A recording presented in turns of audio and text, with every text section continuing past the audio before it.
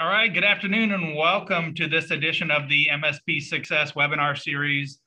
Really excited about this. I think this is going to be a very enlightening call that we have.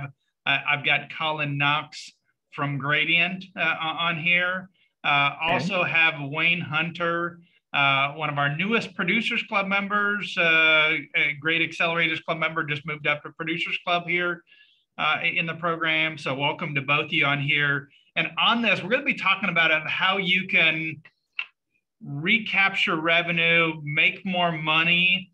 Colin, you're going to be talking about some specifics on this, but how you can make a whole lot more money in your MSP without even adding another client here, which is key, is optimizing your business. And that's what Gradient is really all about for the MSP market, is optimizing what you're doing so you take home of what you really should be and you can service your clients better and everything else. And so welcome, guys. Yeah, thanks for having us. Yeah, well, cool. Well, Colin, talk a little bit about you were on this webinar. I think Dave was. I know I was not on there with that one, but you were earlier this year when Gradient was pretty brand new on it. So talk a little bit about what Gradient is, what the solution is that you have, the billable solution that we're going to be talking about a bit today, and really how that's been going over the first 5-6 months. Yeah, no, it's awesome. So we at Gradient, we're focused on solving problems that hold MSPs back from reaching their full potential. And one of the biggest things we ever started on, when I was VP of community at SolarWinds, now Enable, we had worked with a bunch of researchers and stuff in the industry, and Paul Dipple, came up and we found out that 25% of MSPs were not profiting. They were actually losing money every year. And then the next 25% were barely breaking even every year. And that always stuck with me. In a market that is so opportunistic, is so powerful and so well developed, that so many businesses cannot be actually making money in it. And there's amazing programs like what you guys do that drive marketing success and the ability to grow through acquisition of new customers and sales coaching and everything else. And I sat there and said, there's got to be an easier way to help these people find profit. And when we had a whole bunch of conversations, the hypothesis was that there's just a lot of revenue not being captured in the clients that you have. And that goes beyond even just not every client is buying every service from you, but that with the way that managed service providers have to operate and run and everything else, there's a huge opportunity for things to slip through the cracks. Techs go out and deploy new seats and licenses and M365, backup thresholds just keep growing and growing, and storage space increases, employees come and go and all the like. So where we wanted to really focus on was, how can we make sure that MSPs are billing as accurately as possible, as efficiently as possible? And, as we got Wayne on the call here, and he's a partner of ours, and, candidly, Wayne did not really find much money that he wasn't billing for at all, because he is very militant on process and was doing an excellent job billing, but it was costing him a fortune in time. What we found, though, is Wayne is not the norm, right? Wayne, we already know, look at the uniform, look at everything else. That man is not the norm. But what we found is that with MSPs, so many of them being less than 10 employees, it's this task of actually going through that process, being able to take that time to do the work, the amount of complexity and confusion and just chaos that's ensued with doing the process, that they give up or they just do the lazy approach to it. And I was one of them, and I did it. What I'm super thrilled about is we've now had, just after 5 or 6 months since we last connected, we've got over 500 MSPs that have started using this platform and using it to solve this for them. And, I wish we could calculate how many hours saved across them all, but that's such a difficult metric to capture. But we have been able to find MSPs money that they weren't billing for. And yes, that's called, by all intents and purposes, as revenue. But when you consider the fact that these are all resold solutions that you've been facing the cost burden of already, you're already paying the cost of goods sold. So you're missing out on all of that as profit. When you're doing your reporting at the end of the month, if you just added this in, look at that profit number jump. So we did a case study with a partner. He found $36,000 in annual revenue that he was already facing cost burden of. And he found that in like 10 minutes, right? And it's insane that I don't know what his profit was before that, but he runs a very successful MSP, but not a huge MSP. I'll bet that had a massive impact on him. We decided to dig deep in the numbers leading up to this webinar. We found almost $3 million in revenue for MSPs in the last 6 months. And that's not, obviously we've got some partners like Wayne that weren't finding money, but what we're finding is most MSPs, when they're coming in and engaging on this and doing it, whether you think you're doing it accurately or not, the average is coming out and finding almost over $50,000 a year in revenue that they haven't been billing for. So to me, like, that makes me super happy to get to that point. We've got, 6 partners who have found over $175,000 in ARR that they weren't billing for. We have 1 partner that's over $600,000. Now, they were a bigger company, but 600, like, that's insane. So yeah, it's a real thing. It's working. We've got just over 500 partners. I think cumulative revenue across those that's being reconciled is $1 billion annually now, across some 7-ish million units that are being resold and reconciled. So, if you were waiting for the solution to be proven, I think it's there. It's working. It's doing its thing. So we're super excited and love watching how much revenue we're actually finding for MSPs here. So what's pretty cool about that, of what you were just saying, and I 100% agree. I mean, I said it I think at the beginning of bringing in that much more revenue without any, but it's really of bringing in that's almost pure, if not almost, that's pure profit. Yeah. If you find something that you're not billing, the thing I would hate to see is that for some of them, how long have they not been billing that? Because that's see it, dude, of what's the lost amount. Here's my analogy to that. So when you've had, like, we just went through a pandemic, and I'd say the vast majority of people maybe indulged a little bit more with food and beverage over that, lockdown and quarantine period. You kind of know that you're missing out, but you don't really want to step on the scale and find out exactly, how much is gained or how long that's gone. So, I think, to save depression from some people, because they're not going back to catch it, that would be a scary number, I'm sure. But you look at, and it's a huge issue, because you can't, as an MSP, go back. Maybe you could, like, last month, but I can't go back and say, hey, you know what? I wasn't billing you since last July, so here's an added invoice for $12,000 for the stuff that I was mismanaging of my billing. You can't do that. You got to look forward. We had, we were just at the big boot camp event with you guys just over a month ago. Yeah. And one of the, I think his Producers Club members stopped by our booth, said, oh, this looks interesting. Went back to his hotel room and signed up and got it going. The next day he walked by our booth, he had already found $14,000, right? And he was like, I'm not kidding you. This is huge. Like, I can actually do things in my business this year now that I didn't think I'd have the money to do until next year. Yeah. So obviously we're case studying that, and we'll get that one out and ready once it's done. But I mean, it's really happening. They're finding this stuff. We do know that we've had partners, like there was one case with Duo, where they hadn't billed for, it was 18 months, and it was $3,600 straight, just boom, that they missed out on there. But I'm sure there's a ton of it. Talk a little bit about, and I know we've got Wayne on here, but talk about that.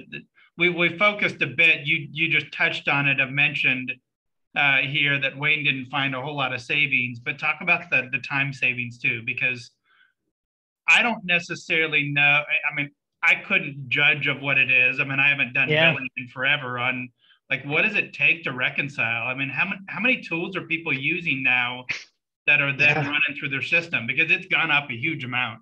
Yeah. So we're seeing, 15 to 20 services that MSPs, depending on who they are, and there's more. Some MSPs have way more that they're reselling.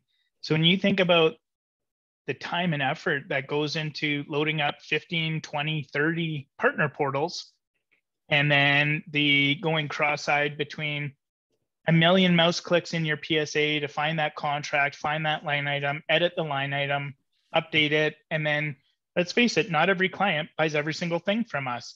So now you're even saying, well, who all uses this service? So instead of going top down across a whole service or from a client and across all of that, it's just, it's crazy. And then there was never a checklist available. I remember when I was doing it as the president of my MSP, I hated it, absolutely hated it. So I left it to the bitter end of the month, and I'd be doing it, and I'd be like 2 hours into this crap, and somebody would pop their head in my office and be like, "You got a second to talk about an issue at this client?" I'd look up for 2 seconds, we get talking, I go back and be like, "Oh my God, I don't even know who I've reconciled now or not, or what's ready to go or anything." So it's like, back to the top, let's keep going through. So, I mean, Wayne could probably talk a lot more to how long it was taking them and what they're seeing now. We would have, the key point there is you got several different coming in, and depending on whether you're in distributors like PAX 8 and others like that, coming in with your auto task, we're auto task, but coming in, yeah, we have them syncing in, but is the data correct when it syncs in there? Well, we've always knew to look at that, but what I didn't realize for a long time was I had my ops manager, my service manager. It was taking them about 3 hours every Tuesday morning. They would go through every Tuesday of every week and go look at that, make sure everything's syncing right over that before any invoice or anything like that done.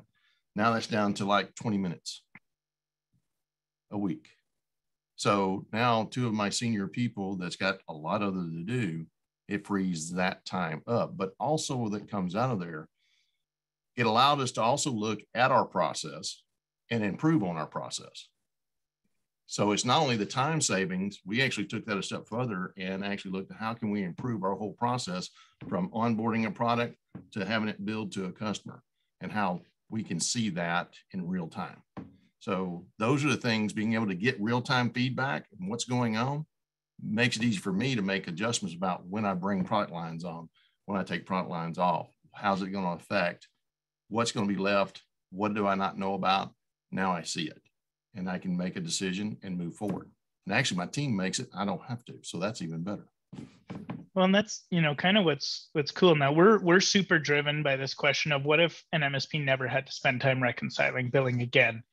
And so we've obviously accelerated and expedited, and I would say beautified the experience for MSPs so far. But our integrations are now starting to come online. So, this whole other side of our business was allowing all these channel vendors that are being resold to be able to automate that experience for MSPs and patch to their PSA. And when you look at the kind of fundamental challenge of what their blocker has always been is, well, which PSAs do I integrate with? And how much time is that going to take? And if I do one, then do I have to do the other? And then do I have to do the next 3? Well, with Gradient, we support 8 PSAs out of the box. And we've exposed an API that allows any channel vendor through a single integration to be connected to all those PSAs. So, last month we brought on LionGuard. So now across 70 plus of their inspectors, that's automatic for LionGuard partners. It just flows, right? We brought Mail Protector on earlier this week. So now any Mail Protector partner, those are flowing through. And we've got some 80 plus other vendors who are all building their integrations now. So ideally, it'll come to a point where Wayne's people or anybody else's people, they're not spending any time on it.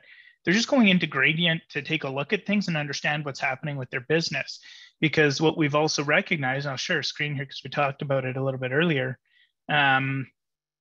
is as a course of nature of what we're doing, we start to understand and be able to see different ways of how your business is performing. So when you come in and you've imported some data, we'll show you the comparison about on the left, what it says in your PSA you're set to charge them for. On the right, what it says from your vendor import, what you're supposed to charge them for. So, in some cases it's flat. In some cases you find some, and in some cases you've been overbilling. In fact, we have one MSP that has found they were overbilling their clients by $12,000 a month. So maybe not an ROI on the service, but I can guarantee you we saved a risk. We mitigated a risk for them if their clients discovered all of that and lost confidence. but we start to show you what your total monthly revenue and profit are across all of your resold services. We tell you what your net change is to those metrics over that current billing cycle. Then we take it down product by product, so you can see how much profit and how much revenue each service you're offering is delivering. Put your hands up if you're an MSP that runs 5 different backup products for your clients. Imagine now knowing which one of those you are actually most profitable on in an instant, and now you can consolidate to those, right? Now you know what that's worth to your business to be able to consolidate to the more profitable offering that you have. You can know what's performing, you can know what's not performing. If you need to change your pricing, because we're just not making any margin on that, or renegotiate your cost with your vendor partner. So there's so much that we're able to display and give insight to now that just wasn't available before.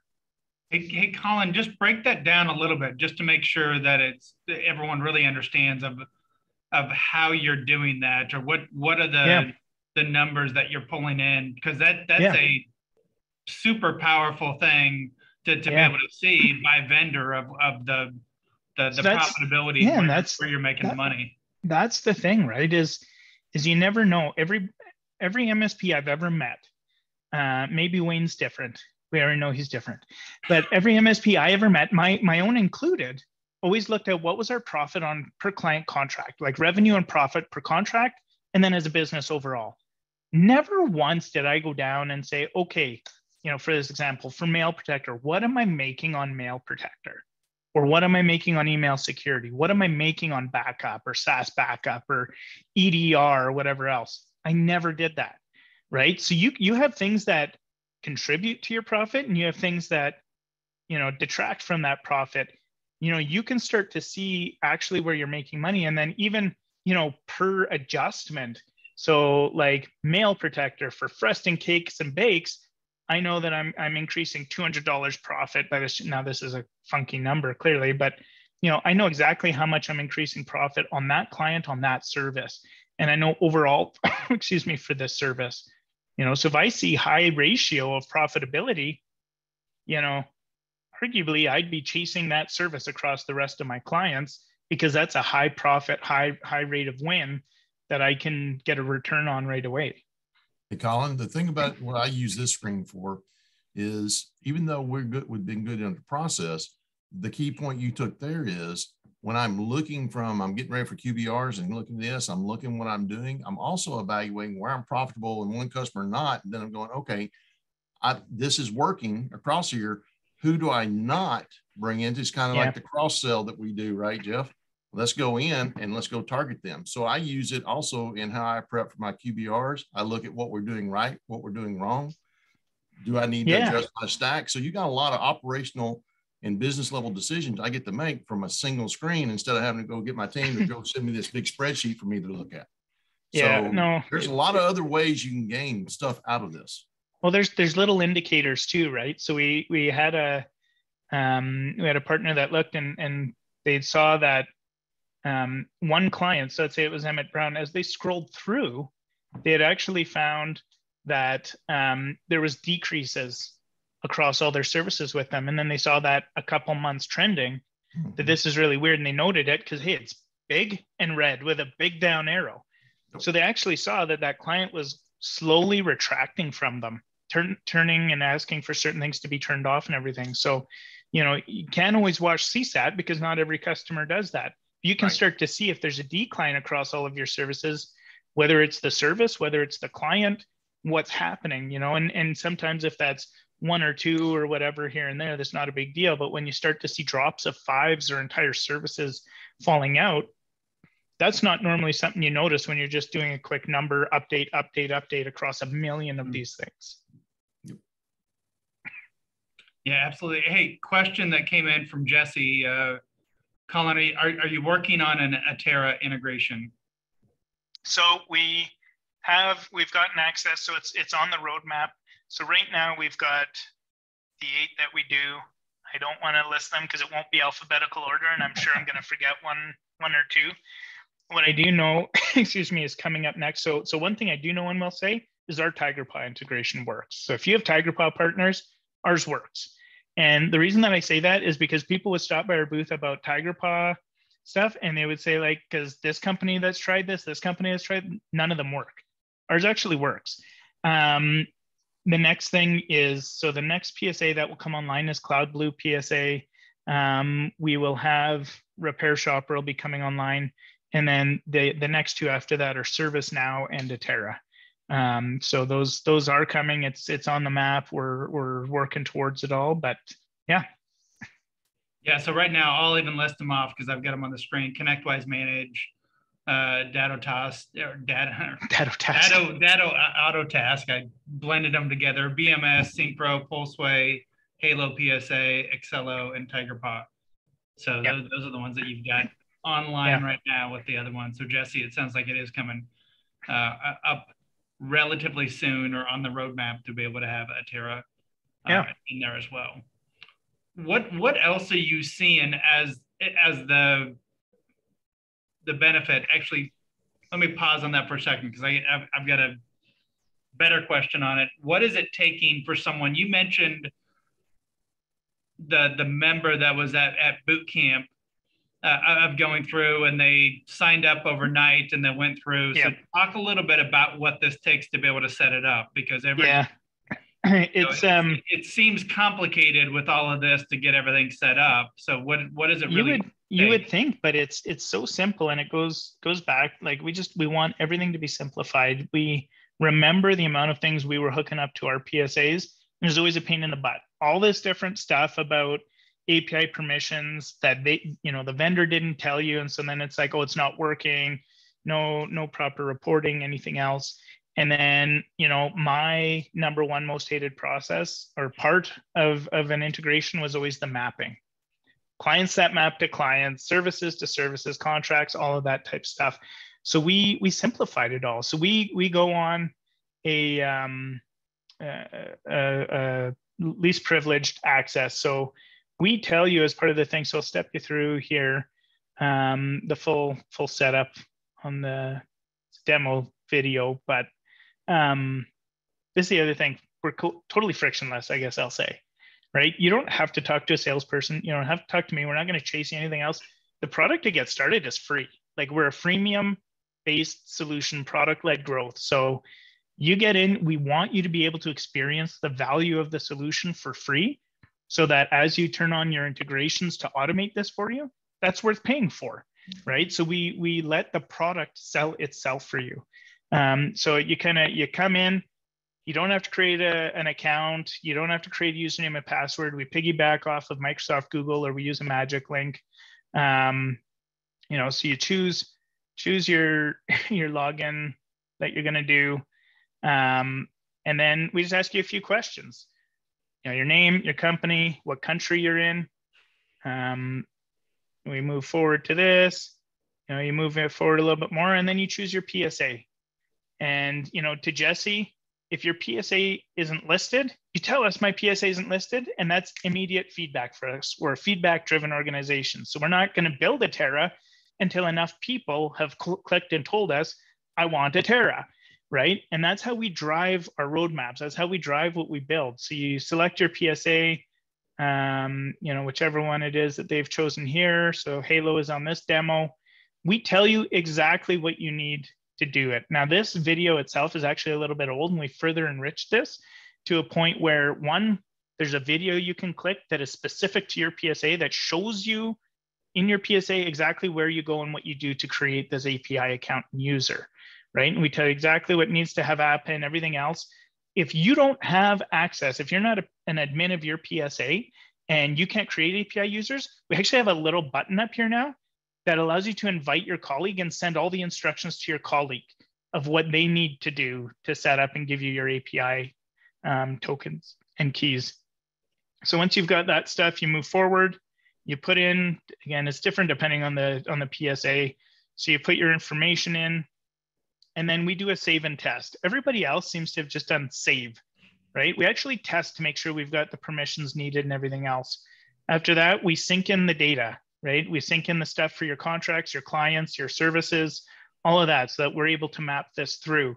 And that's literally it. We don't need you to map anything to anything, because the data set that we're creating for you in the account is fully based off the PSA. So we're able to automatically map that stuff the second it comes in. You're not looking at a legacy system that now you're patching over. So that's one bit there. But then when you're bringing and ingesting information from your suppliers or vendors, this kind of goes through a whole bunch of stuff of just the free version. So, you can import a CSV, or now there's integrations that you can turn on. When you come in now, when you go to map things, first thing we want to know is account name to account name, service name to whatever the description or name is, and then the quantity, because that's what matters. So we made it simple. This isn't drop downs and a million drop downs and searches. It's just drag and drop, and you map those up. Next, you go into, I believe it's your accounts.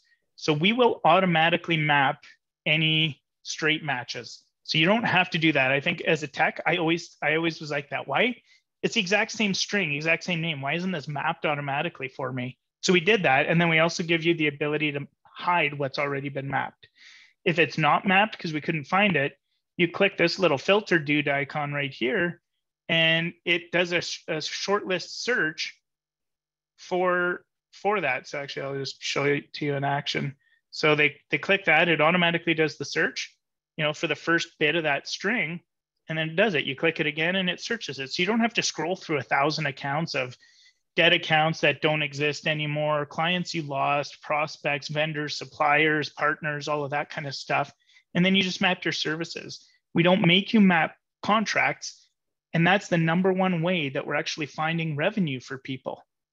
Because most of the time that you're missing revenue is because it's not even a line item on the contract or agreement for your client to begin with in your PSA. So when you're going through all of your agreements, all I'm checking is, okay, they use Mail Protector. How much Mail Protector? Duo? How much Duo? How much of this? But what's missing is the fact that your account manager or tech or whoever sold them on whatever. Maybe it was advanced, email security or email encryption or something else, and it never got added to the contract. So then you're never billing for it. By us just mapping to the services, when we get an ingestion that tells us this client is consuming this much of the service and it doesn't match and it doesn't path, we're telling you right away, there's new revenue found. Like, this is not assigned. This demo might not have it on it, but it's a bright gradient colored tile now. And when you click it, it asks you to assign it to a contract. So you're not going into your PSA and adding it and doing everything else. You just rate and gradient. You say, no, it's to this contract for that client. Boom, done. And it flows. And then all of a sudden you just got that revenue flowing. No, that's cool. We're going through that. So on that setup that you just went through, what do you think? Is it 10 minutes, 20 minutes? If you've got an API, if you've got an API user, it's minutes, man. Yeah. Like, it's crazy how quick it is.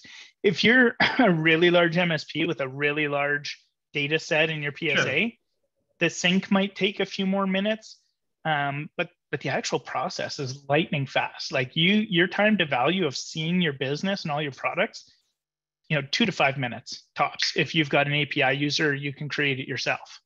So when you're looking at it between the free product, what's the main thing missing? It's the vendor integration. It's the integrations. And so what's cool too is we understand that. So we don't want to hold that carrot before you and say, oh no, before you can try an integration, you got to pay. And everybody goes, screw that. Even with a money back guarantee, how long am I going to have to fight to get my money back? Yeah. Right? I know heads are nodding right now. I've been there as an MSP too. We give the first integration for free. So your PSA is always attached for free. So if you're a LineGuard or Mail Protector partner, you can come in and set that up and we'll let you use that forever for free, right? Because we want you to see how easy it is to set up, see the value in that flowing. And then when you go to set up a second integration, it's $99 and you get unlimited integrations. We don't cap you and charge you then for every single integration you turn on. It's just simplified, $99 and you get it. And that's the way that we'll run, is as we release more modules of more ways to help and enrich your PSA, to enrich your business, you'll get the first base part of that module for free. The first integration will be free. And then for more, it would be, call it $99, depending on the module. Hey, Wayne, talk a little bit about your setup of this and you probably had your people doing the work on it, but I'm sure you were involved in some ways of looking at this. But how was the setup of going through to be able to get this going, knowing this was like a 3-hour a week times 2 people process? Well, it didn't take us long. We had the initial demo, and then I think it took about for all our integration, I think it took them about an hour, and they were up and running there. And the way, since we already have so much integrating, as we all know, there's a lot of things that will integrate to our PSAs for certain things, depending on distributors like PAX 8. So we have several things that come into there, into our API, already into it. So when we set up our integration to be our PSA, we were sitting there running and we were seeing all of that. But the things we're not seeing is the other integrations that don't directly integrate with the PSA, which is always the pain. Is we want as much as we can get into our PSA so we can get down as many portals as we can to do what we're trying to do. And those that don't integrate always brings the problem. So like Mail Protector, that's one of the ones we were excited about, because now we'll bring that in and now we'll have visibility of that instead of having to manually enter that piece into it. So now we'll be able to pull it and see it just like all the things we're already pulling because of the PAX 8 integration feeding into it. And so the one integration gave us all of it. So there's things you get that's already integrated with the PSA and you see those things. And then the things that don't, that's where the huge value time savings come in, is those things that are not integrated in the PSA. There is no API for those products syncing. So that's where we're bringing those things like the Mail Protectors and a couple of others.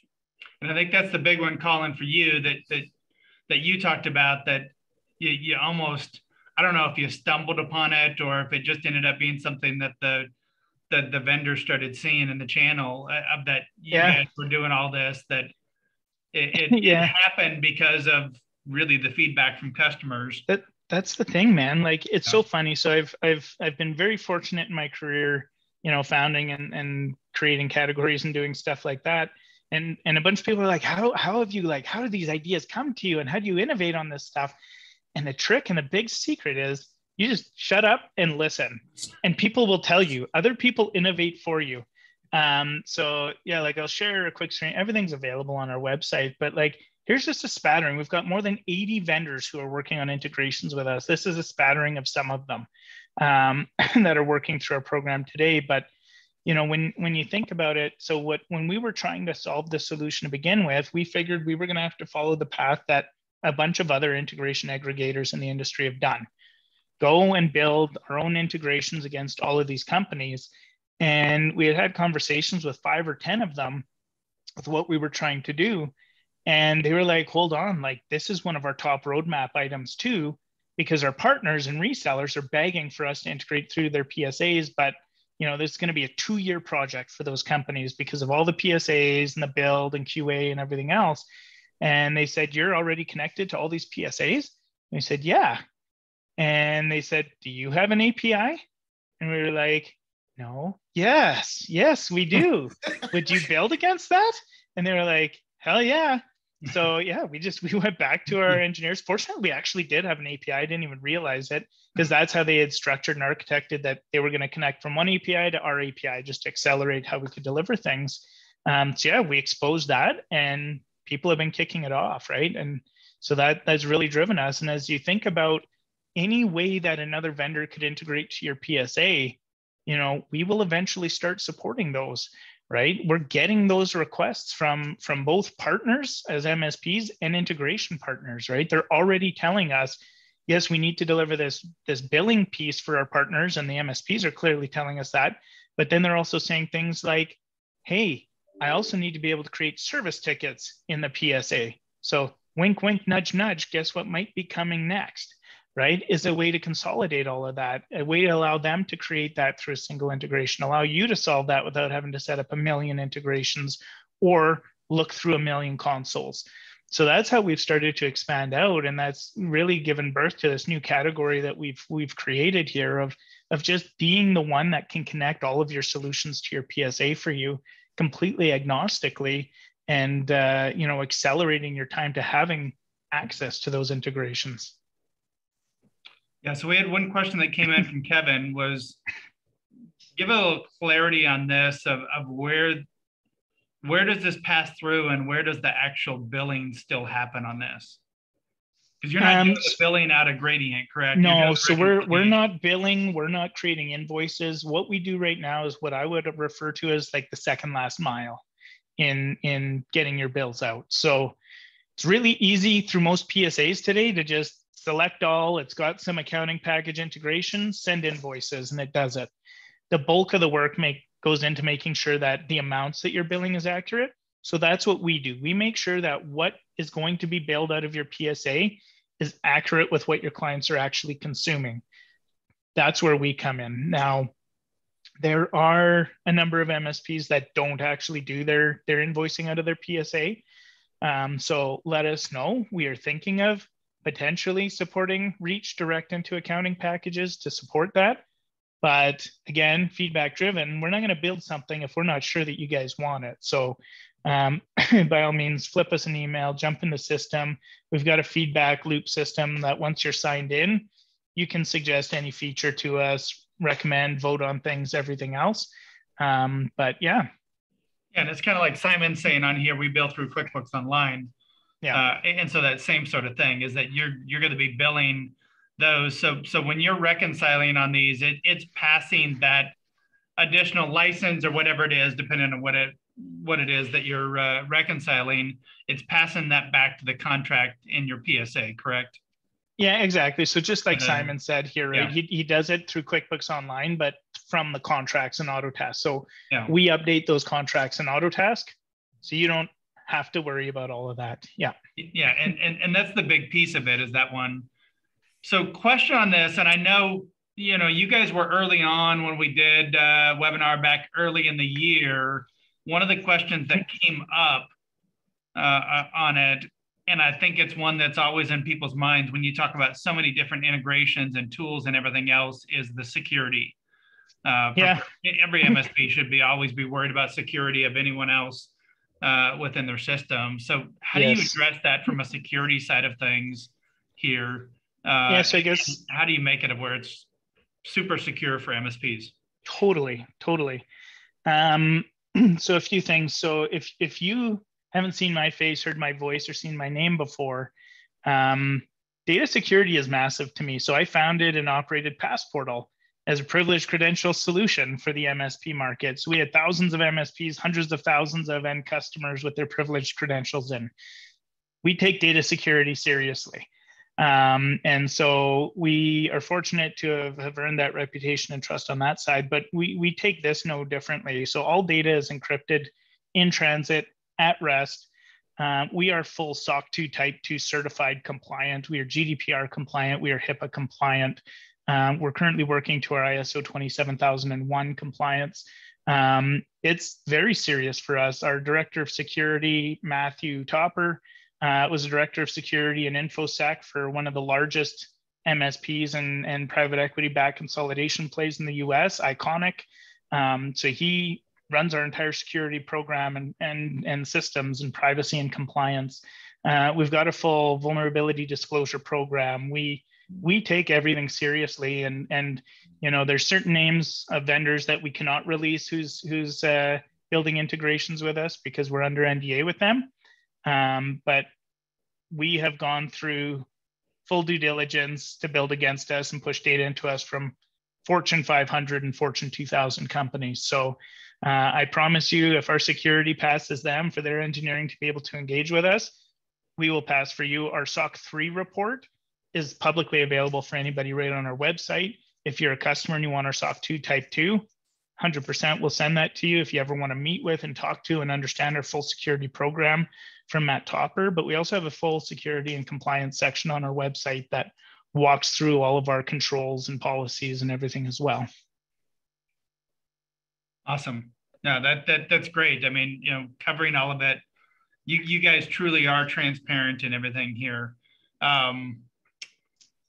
Just looking at this, Colin, what are we missing on this, or Wayne as well? What are we missing around the solution? Because this is, one, I would say actually before we answer that, if someone wants to sign up and they're watching this, here's what you do.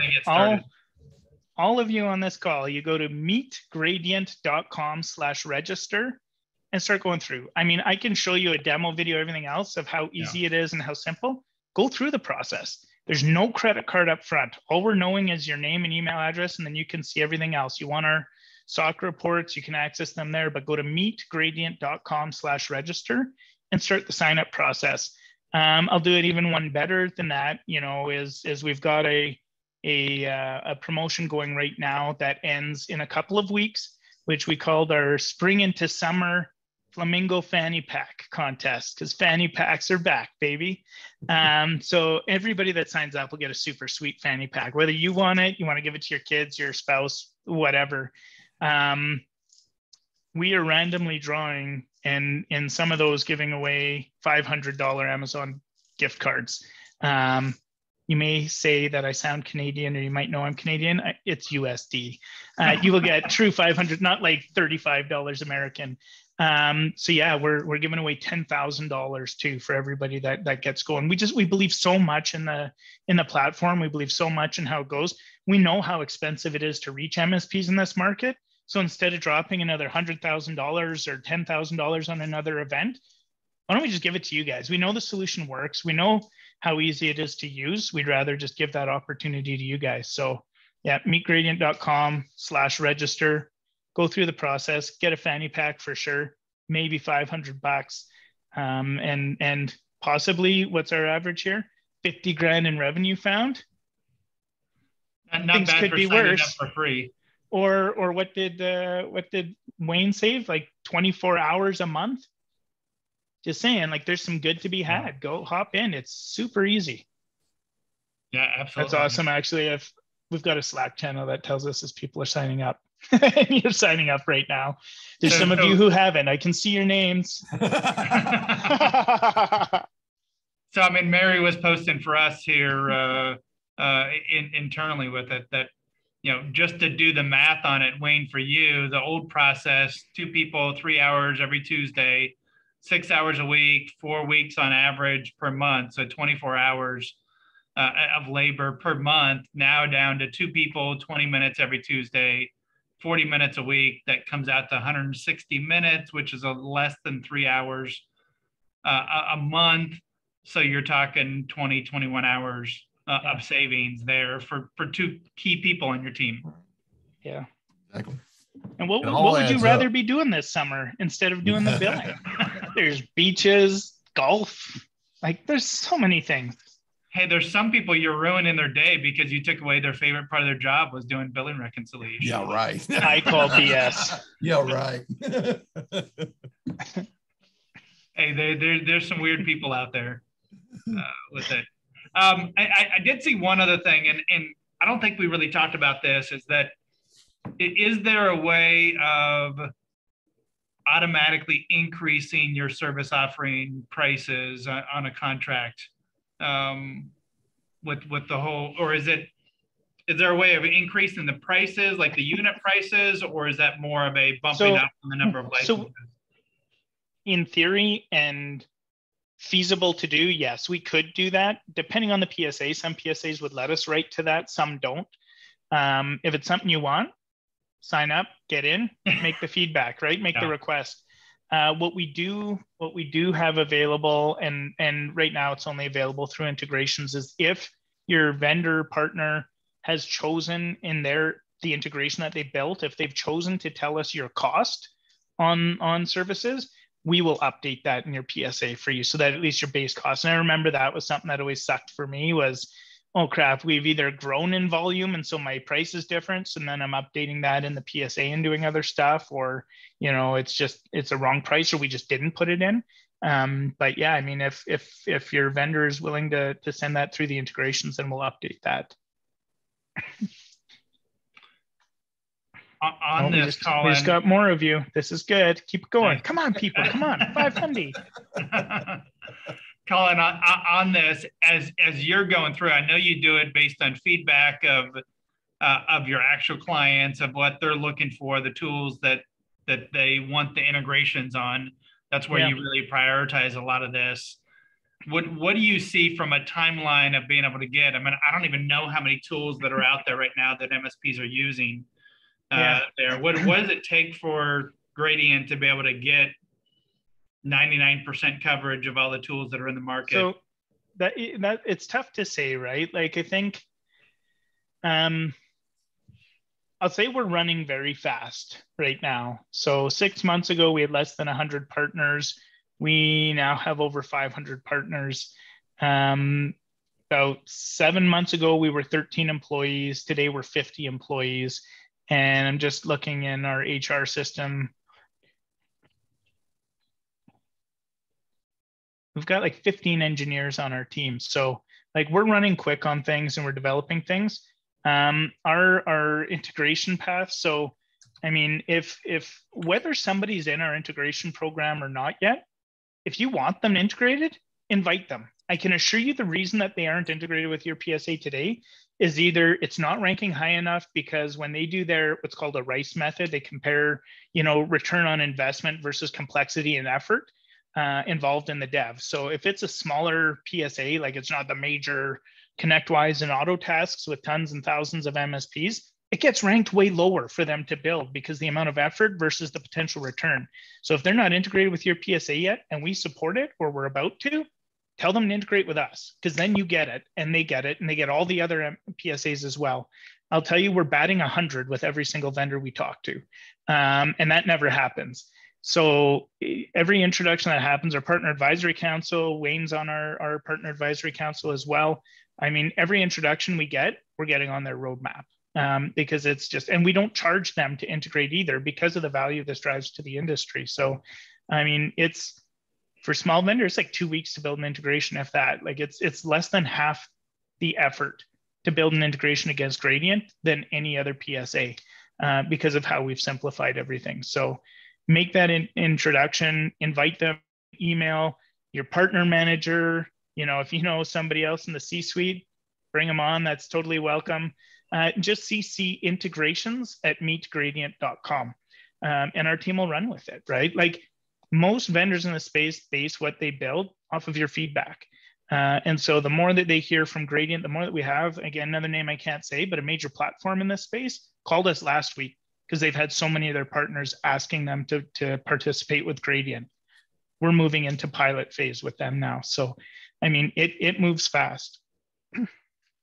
Nice. So for either of you, what is, or is there a reason, and I'm being real with this, is there a reason why any MSP shouldn't sign up for Gradient? Like who would it not be a fit for? I can't think of a single one. So I think there's only people in two buckets that would fit into it. One is you use a PSA we don't support yet, which in that case, at least start initiating your account and vote on your PSA. And then as soon as we have it, we will let you know we've got it. And you're almost halfway through the setup already, right? So that's one group of people is support your PSA yet. The other is if you actually don't do your billing out of your PSA. And I'm not saying like you use QuickBooks to send the invoices. I mean, if you don't enrich your accounting package and generate your invoices from the contracts in the PSA, this doesn't work for you today. But something that's coming in September will work for you. So, definitely that's about it. I mean, the other two buckets are the people that want to make more money and the ones that don't. So if you don't want to make more money and you don't want to have a better summer, then don't. Yeah. I don't know. No, it seems like, I mean, I've been talking with you, Colin, for the last 6-8 months, talking with Dave Goldie on your team. Yeah. Every time that I see this, I present it on your guys' behalf because you couldn't make it down to the January Producers Club meeting down in Austin here. So I did a quick 2 minutes on it, 3 minutes on stage around it. That, it really is, to me, it just feels like it's a no-brainer there. And you've taken away all the risk of where it literally no credit card and too often the companies that are making the most money and the most profit, right? Like I don't want to say all the money lives on the vendor side because it doesn't. There are some very rich MSPs and you're a $250 billion industry. The money lives with the MSPs, but a lot of the profit lives on the vendor side because in software, you can run 80% gross margin. So why would we make you jump through the hoops and why would we make you put your dollars at risk? If we believe in our product, we'll let you try it for free. we have full confidence that, you'll see value in it and start paying for it as you use more of it. So yeah, we wanted it to be as frictionless as possible. I also didn't want to pay for a ton of salespeople and have to revert accounting financials when we're giving credits. Hey, Wayne, question for you on this. I think final question that I have for you is, with those 21 hours a month, and those are your service managers? A service manager and my operations manager that does finance. So 10 hours each, 10 and a half hours each per month that they're saving. Have you been able to realize of doing, whether it's new projects or new anything that they could now tackle that they weren't able to tackle before because they absolutely. I mean, that time they're spending, the service managers, obviously there's projects and stuff that he's managing, stuff he needs to do. And he didn't, he's not getting interrupted to do billing and reconciliation. Now he's doing it so quick that it's easy. They can actually find it any time during the day to go off and do that. And saying my operations manager, what she's doing, not only does she do the finances, but she also does all our buying and ordering and everything else in there. So it frees up a lot of time there. When you're a small shop and you're running, time is precious when you're wearing multiple hats. So anytime we gain back is time that we can use for something else and get more done for what we need to do. Because and as you're growing, and especially if you grow fast and you're adding things on, whether you're brand new and you're adding onto the stack and coming on, that's usually new folks building their MSPs. When they're adding that on, they don't have the process and procedure in place like we do to capture all that. I lived through the bad part of it, and that's how come we have the procedure we have. But this will help them not make the same mistakes a lot of us made as we're growing. The other place it really helps you is when you're already got a good stack and you're swapping out components of your stack. You always, when you're taking a component out and replacing it with a component, there's always issues there. So to me, those are the biggest two things. It helps us solve tactically in what we're doing in our billing to make sure we're doing the right thing. So that saves time there, but it also saves money. Yeah, I think a big part of that, though, of looking at it is that saving time for your team. I mean, you identified it, and you're running about 3 million run rate, Wayne? Is that close to 3 to 4 million? Yeah, 3 to 4 million run rate. So even if someone's doing, 20% of what you are, they're less than 1 million. The problem there that you start getting into is that it might not be that it's 3 hours times 2 people per week. Mm-hmm. Oftentimes what you end up seeing instead is that now it's the CEO, it's the owner of the company, right? And they might be spending that 2-3 hours a week, or maybe it's the 5 to 10 hours at the end of the month, like Colin was talking about in his business. They're getting interrupted, doing other stuff, trying to figure out in his mind anything and everything he could be doing other than billing reconciliation. Yeah. Can I just say 100% of people hate reconciling billing. So even against the time, even against the money, if you've offloaded this to somebody, it's because you hated doing it. Not because it's like, everything. It's just you hated doing it. It's so important. You gave it up, but you hated it. I guarantee you the person that's still doing it, they hate it, right? So you want to talk about employee retention even, or whatever, like job satisfaction, eliminate those things people hate. Make that easier for them. Well, not only that, but the worst thing that you can have as a CEO of a company is a customer coming back to you and saying, why are you billing me this when we don't use that? Why are you billing me this when we don't have those people no more? That stuff happens. And that hurts your credibility with that customer, especially just one time is bad enough. If it happens more than once, it's coming in there. But having assurance that I'm not going to do that helps relaxes me, makes me enjoy my bourbon a lot better. On that also is that I mentioned before that you can't go back and bill someone that you've been under billing before. You can't get away with that. Maybe you can go back a month to it. You're not going back a year. You're not going back 6 months. Nope. If you were over billing someone, you're having to go back and pay them for the stuff. They're knocking on the door, asking for that money back, 100%. And they're wanting the full audit of, you screwed up on this. What else is here? Yeah, what else? I need the full audit on everything that you've been billing to be able to make sure that we're doing it right. And not only is that time, but it's money. You look at those clients that are, everybody's net 30, but that typically pay you within a couple of days. They have a couple of those experiences. Yeah, they're taking their 30 because they want to go through meticulously and figure out, am I being charged right? And then every time they come back, oh, this should be down a quantity of 2. Then it's taking up more of your time because you're handling the complaint, trying to manage the relationship, getting accounting to create a new invoice, adjust that, send it out. Now it goes back to the bottom of the pile of their review queue, right? Like it impacts so many parts of the business. But yeah, absolutely. So, hey, Colin, one more time, what's the web address to go to get signed up?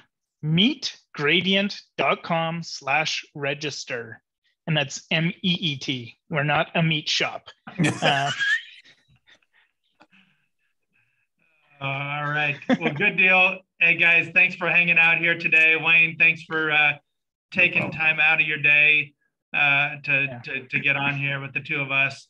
This was awesome, Colin. I'm just walking through. I think if anyone has seen this, if you've seen it, you've gotten to this point and you haven't signed up, I don't know what you're waiting for. Go and get signed up, meetgradient.com/register. Looking forward to seeing all this of everyone, all these MSPs with more money in their pockets. Colin, if they've got more money, they can spend more money with TMT. So sure can, man. Dump that stuff in marketing. I'll tell you though, I was on a call, on kind of a recorded advisory call, because there's a lot of people worrying about an upcoming recession on the back and heels of the pandemic, and you're seeing major market retraction come. The number one thing to increase investments in during a recession, because I've run businesses through 2 of them, is marketing. Yeah. So if we can free up 10, 20, 30, 50 grand for you, dump that in marketing. Yeah. Right? Like that's when other people peel back. If you're doing it right, you're multiplying that 50 grand, whatever it is, there to much, much higher dollar amounts there. Whether it's Canadian dollars, US dollars, it's still going to be right. That's awesome. Thanks for having us. And super thanks, Wayne, for your partnership and joining us today. All right. Anytime, man. I'm here. Thanks, guys. I appreciate it. Everyone else, thanks for joining the MSP Success webinar series, and we'll see you on the next one. Bye all. Bye.